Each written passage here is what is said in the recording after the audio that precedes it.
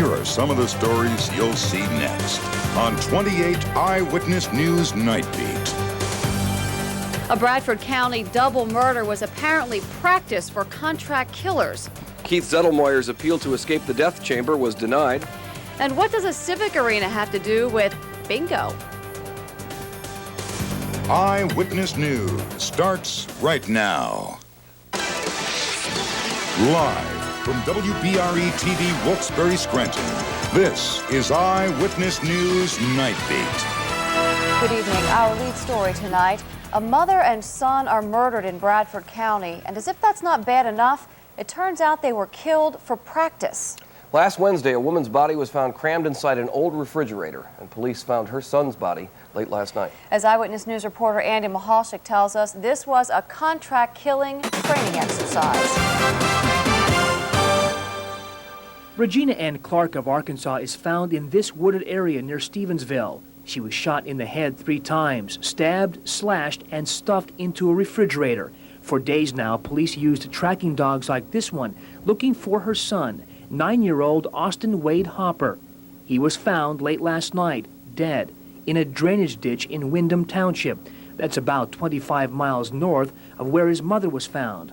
Police have arrested 18-year-old William E. Curley of Rome, Pennsylvania. He was picked up at the Seymour Johnson Air Force Base near Goldsboro, North Carolina. A second suspect, 34-year-old John Joseph Kohler of New Jersey, is still on the loose.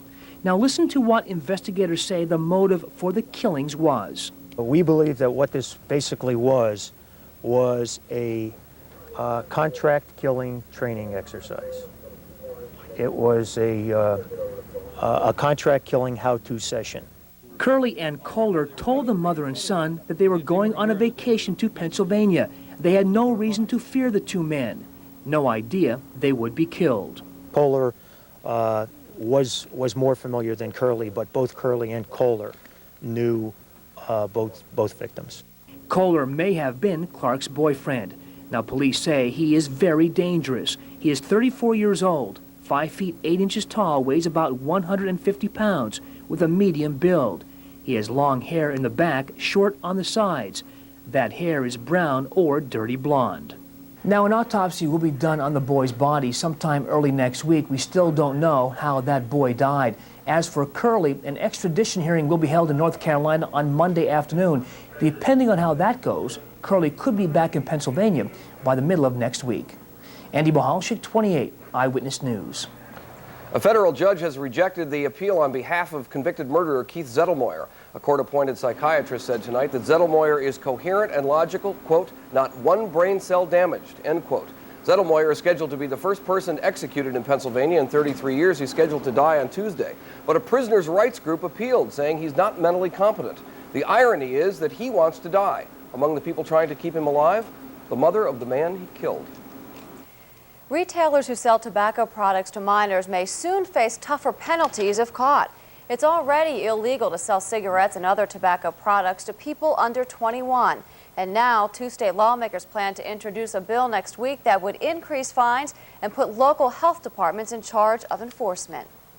In his weekly radio address, President Clinton attacked the Supreme Court decision which struck down a federal ban on guns near schools. The court said that that decision was up to individual states. The president said that principals and teachers could make schools safer, but so can parents. And parents have to recognize that discipline begins at home. The responsibility to raise children and to make them good citizens rests first on the shoulders of their parents, who must teach them children right from wrong and must get involved and stay involved in their children's education. Arlen Specter couldn't even be elected president in his home state of Pennsylvania. So says a new poll done by a Millersville University professor. The poll says residents of the Keystone State would not send Specter to the White House if elections were held today. Senator Specter's campaign team is downplaying the whole thing. They say Pennsylvania's voters will come around after Specter wins the New Hampshire primary next February. The labor dispute between management and union workers at Pope and Talbot is becoming rather bitter. More than 350 workers walked off the job at midnight and hit the picket lines. Today, the workers met to talk about health benefits and about the unfair labor practice charges they are filing with the Labor Relations Board. Compared to the last 2 strikes, like I said, this is way, way different. And they just want to strip us, and that's it. and we can't live with that. Pope and Talbot operates 2 paper products plants. One is in Ransom Township, the other is in Pittston Township. The company reportedly wants to cut back wages and benefits. The union says no way. There are no new talks scheduled. Coming up on Eyewitness News Weekend, dangerous working conditions in Oklahoma City, but some good news. A little girl goes home. And a little later on, does Kevin Blom, the state rep, have your number? And some clouds are slowly starting to creep towards us for our Sunday, but will they be dropping any rain? Those details coming up as Eyewitness News Weekend continues. You're watching Eyewitness News Night Beat, anchored by Kevin Lynn, Carol MacKenzie, weather with broadcast meteorologist Mike Stone and the power of Earthwatch, and Sid Michaels on sports. Back for the entire Eyewitness News team.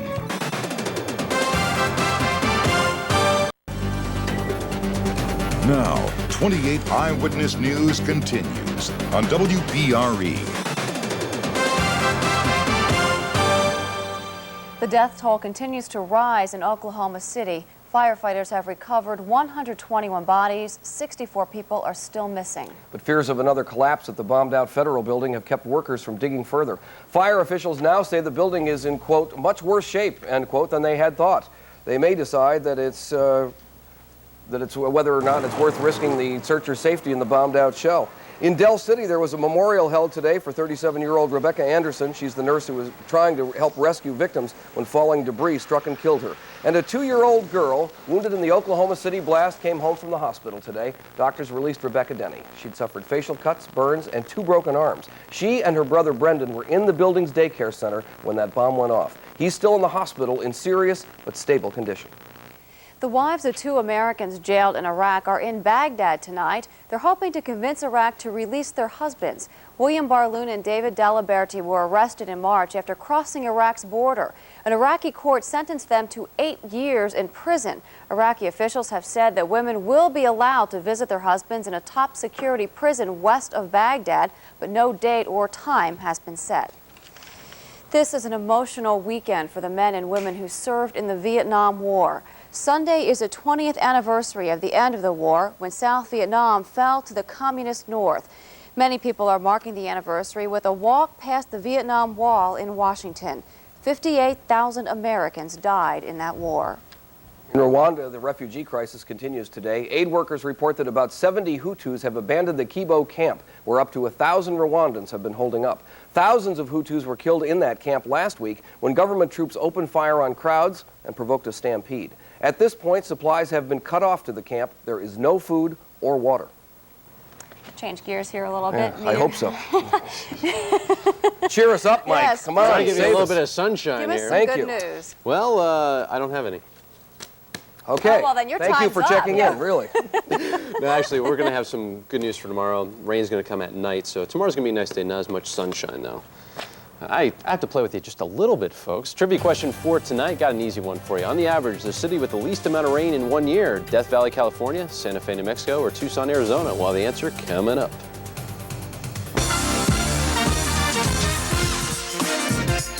Here are tonight's winning lottery numbers.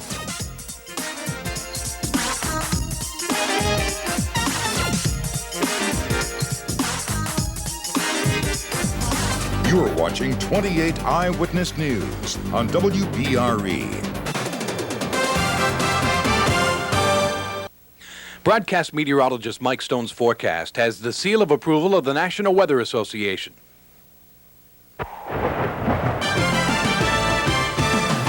Now, with the power of Earthwatch, here's your local forecast.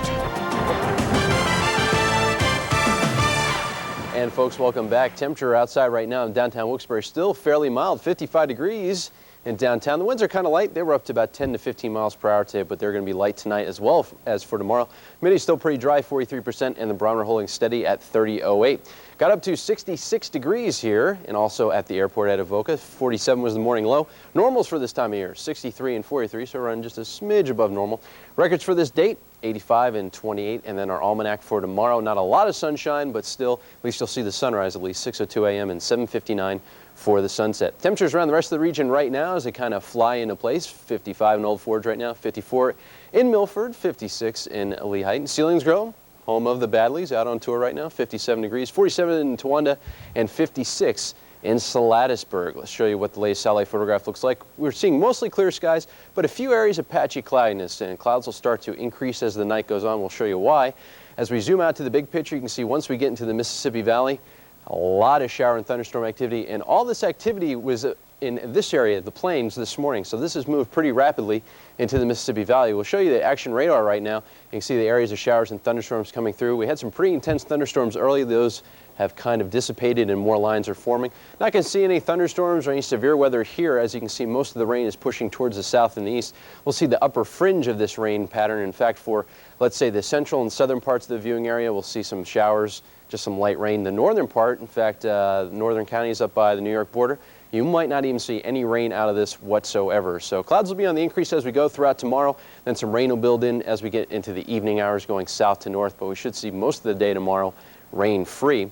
High temperatures for tomorrow will be about within a degree or two of 60. The higher mountains, higher terrain, and some of the northern counties, Susquehanna, Tioga, in the upper 50s, and right around 60 just about everywhere else, maybe 61. And then as we get into Monday, for the most part, same kind of temperatures, maybe a degree or two warmer, but for the most part, still below normal. Your forecast for tonight, clear to partly cloudy, those clouds increasing as we get towards the morning. Overnight lows tonight will be in the 30s across the north and about 41 in the major cities. And then as we go into tomorrow, we'll start off with some early sunshine. Clouds will be increasing throughout the day, and evening showers, especially towards the southern counties. Highs tomorrow will be about 55 to 61. And then for tomorrow night, just about everyone from, let's say, Wilkes-Barre south will be seeing some form of light rain. Low tomorrow night of about 41. Here's the 5-day forecast and show you what's going on. Maybe a leftover shower into early Monday. Then maybe some sunshine breaking out late in the day, high of about 61 degrees. Tuesday, mix of sun and clouds and 59. Then as we get into Wednesday, a little better, 63. Then we'll get up close to 70 on Thursday, but another front comes in from the west and a chance of some showers and thunderstorms. And if you're heading out to the Red Barons game for tomorrow, sunshine will be limited, becoming mostly cloudy. Winds will be light, and temperatures in the middle to upper 50s, should be about 57 around game time, getting up to about 59 at the stadium. Fish and game forecast for tomorrow. Midday is the best time, noon through 6 p.m. And we told you about this at 6 o'clock. We'll tell you about it again. We're having our 28 Big Chill contest. 2 lucky people can win a Burnham Mitsubishi air conditioner, courtesy of Eastern Pennsylvania Supply Company.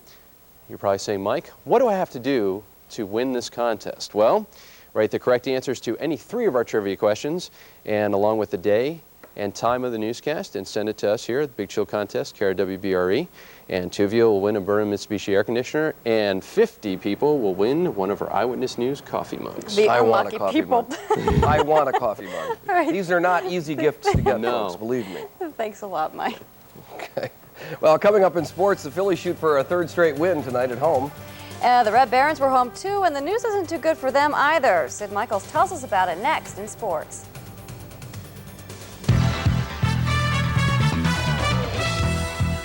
If you see news happening or capture it on your home video camera, call the Eyewitness News hotline at 1-800-358-WBRE.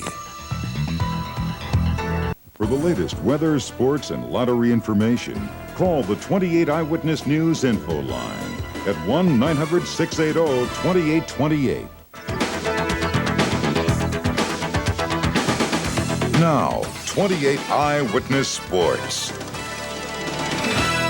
Hi, everybody. The break-even point continues to tease the Red Barons. Again today, they had a chance to get back to 500 and instead went down. First inning, Toledo puts one up against pitcher Blaze Ilsley. Tony Clark rips a shot past the diving Gene Shaw at first base down in the right field corner. Tom Marsh comes over. He picks it up gunning to Kevin Jordan. The relay home, not there to get Craig Wilson. He's safe, 1-0 Mud Hens. Barons got that back in their first at-bat, though. Shaw down the right field line. That brings home Rick Hollyfield from third base, and the Red Barons and Mud Hens were tied at 1. Up 2-1, Toledo added 3 more in the 5th. Alan Zinter, he homered last night. This one not quite out, but good enough for a triple. It would score Clark. Zinter later came home 4-1. In the 7th, 5-1. Craig Wilson bounces to Kim Baptiste. He goes to get the runner at home, but the ball goes past Steve Beezer in the dirt. 2 runs scored was 7-1 Toledo. Barons got 3 in the 8th. Jordan's 2-run homer highlighted that frame, but it was not enough. Barons lose. The final was 7-4. They play again tomorrow with 2 Bob Gaddy for the Barons, Pat Ahern on the mound for the Mud Hens. Phillies try to make it 3 in a row tonight at the Vet, but Pittsburgh's Mark Johnson gets his first major league hit. It's a solo home run off of Tyler Green. Pirates also got a shot from Orlando Merced later in the ball game. His came off of Andy Carter. 8th inning, Pirates were leading 3-2. Phillies thought they tied the game. Dave Hollins at the plate. He'll bounce one to Merced at first. He steps on first for 1, takes away the force at second. Greg Jeffries is tagged out at second. He is. Len Dykstra thought he scored before the final out was made, so it should be 3-3. Replacement ump said no run innings over. Watch the replay. There you see it second. Dykstra's home now. The tag wasn't made yet. Game should have been tied. They said no. Jim Fregosi argued he was thrown out. The run didn't count, and the Phils lose. Pirates get their first win of the year, 3-2. 44,636 paid $1 to get into Shea Stadium, and they saw the Mets win in 11. Sammy Sosa singled, tripled, and homered in the Cubs win over Montreal. San Francisco beat the Marlins, Florida's 4th loss of the year. The Rockies have won back-to-back games now, getting a total of just 6 hits. They beat Houston tonight. Game still going on. Atlanta leads the Dodgers in the 5th on Javi Lopez's 2-run homer. San Diego scored 6 in the 1st. They're leading Cincinnati. American League, the Yanks in Kansas City. The Royals, Joe Nunnally, the 70th player to hit a home run in his first major league at-bat. The first inning blast tied the game at 1. Luis Polonia had 3 hits for the Yanks. This one in the 2nd, an RBI base hit. It brings home Bernie Williams. He'll slide home under the throw. It breaks the tie. Wade Boggs drove home 3. Jim Leyritz would later add this home run as the Yankees go to 3-0 on the season with the 10-3 win. Lee Tinsley, 3 hits and 4 RBIs. Boston is 3-0. Chicago is 0-4. Rookie Sean Green, 2 hits, a run, and an RBI. Toronto shuts out California. 3 games in Milwaukee have drawn 51,000 people. Last year, opening day drew 52,000. Maybe fans are sending a message there. They saw Milwaukee lose today 8-2. In the 8th now, in a rain delay, Cleveland and Texas are tied. Baltimore beat Minnesota, that final just in, and Detroit and Seattle are tied in the 4th. The lights went out in Seattle, and they went out for Seattle in the NBA playoffs this afternoon. There was just over 4 minutes left in the game between the Sonics and the Lakers when a blackout held up the game for about 25 minutes. A year ago, Seattle was upset in the first round by Denver. They don't want it to happen again, but thanks to Cedric Ceballos, who hit this big 3 late today and finished with 25 points, the Lakers have tied the best of 5 at 1 with the next 2 games in Los Angeles. Let's go to New York, Madison Square Garden. Knicks and Cleveland. The Cavaliers led most of the way, but no, that is not theirs basketball. But a 7-0 run by New York late in the game. Charles Smith hits the shot. They led 80-77. Cleveland comes right back off the miss by John Starks. The rebound slapped out to Mark Price. It's a 2-on-1. He feeds Bobby Fields. He stuffs it home. Knicks didn't score a basket for the final 2.5 minutes of the game. They were still in it until this shot right here by Chris Mills with 20 seconds to go. The 3 killed them. Put Cleveland up by 4. They go on to even the series. The final, 90-84. The next 2, Monday and Tuesday in Cleveland. And that game you just saw highlights of a few moments ago. Lakers 84, Seattle 82. Reggie Miller hit 18 of his 39 points in the first half. An NBA record 6 3-pointers as Indiana goes 2 up on Atlanta. And the defending NBA champs from Houston are trying to even their series at Utah. That's at half. Now football. Former Berwick and West Virginia star Jay Kelchner back playing some ball these days. Caught up with him tonight in Florida. Arena football, the Tampa Bay Storm against the Miami Hooters. Kelchner calling the signal for Tampa Bay. Threw 2 first-half touchdown passes. He played most of the third quarter before sitting down. Jake hit 6 of the 8 passes that he threw. 4 of them went for touchdowns, 95 yards, as Jake Kelchner's Arena Football League team won big tonight in Tampa Bay. And as we talked at 6, Blaze Alexander, he's an ARCA stock car driver from Montoursville. He finished 13th today at his race down in Talladega. 2 races this year, a 12th and a 13th. It's like training ground stuff. What about Jake? Is there any hope for this kid? I mean, can he parlay this into an NBA invitation or something? I'm surprised that he didn't sign on with an NFL team because he showed a lot when he was with West Virginia, but who knows? Maybe he could. Okay, thanks, Sid. Okay. Thanks, Sid. When we come right back, Mike will recap the 5-day forecast and... well, State Rep Kevin Blum tries his luck as a bingo caller. You're watching 28 Eyewitness News on WBRE.